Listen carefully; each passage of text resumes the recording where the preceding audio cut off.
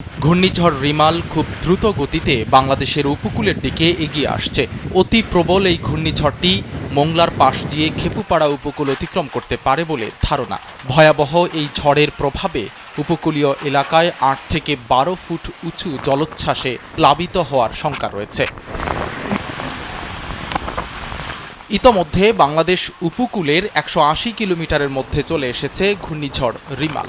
ঘূর্ণিঝড়টির আকার ৪০০ থেকে ৫০০ কিলোমিটার হতে পারে। এজন্য মোংলা ও পায়রা সমুদ্র বন্দরে ১০ এবং চট্টগ্রাম ও কক্সবাজার সমুদ্র বন্দরে ৯ নম্বর মহাবিপদ সংকেত বহাল রয়েছে।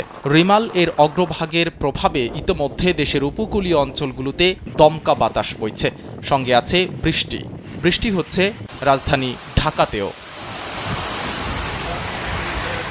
প্রবল ঘূর্ণিঝড় কেন্দ্রের ৬৪ কিলোমিটারের মধ্যে বাতাসের একটানা সর্বোচ্চ গতিবেগ ঘন্টায় ৯০ কিলোমিটার, যা দমকা বা ঝোড়ো হাওয়ার আকারে ১২০ কিলোমিটার পর্যন্ত বৃদ্ধি পাচ্ছে। প্রবল ঘূর্ণিঝড় কেন্দ্রের নিকটবর্তী এলাকায় সাগর বিক্ষুব্ধ রয়েছে। উপকূলীয় জেলা খুলনা, সাতক্ষীরা, বাগেরহাট, পিরোজপুর, ঝালকাঠি, বরগুনা, বরিশাল, ভোলা, পটুয়াখালী এবং তাদের অদূরবর্তী দ্বীপ ও চরগুলো ১০ নম্বর মহাবিপদ সংকেতের আওতায় থাকবে বলেও জানিয়েছে আবহাওয়া অধিদপ্তর।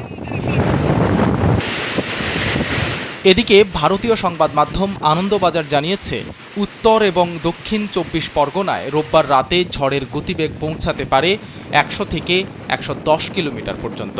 অন্যদিকে কলকাতা, হাওড়া, হুগলি এবং পূর্ব মেদিনীপুরে ঝড়ের গতি থাকবে ৭০ থেকে ৮০ কিলোমিটার। তবে তা বেড়ে ৯০ কিলোমিটারও হতে পারে বলে সতর্ক করেছে আবহাওয়া অফিস।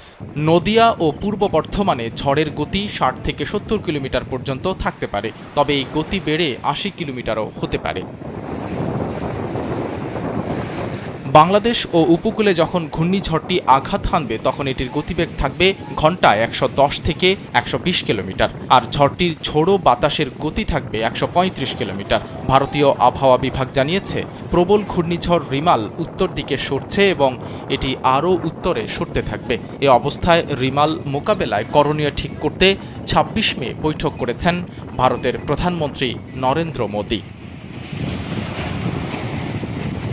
সাইদ রহমান, কালবেলা।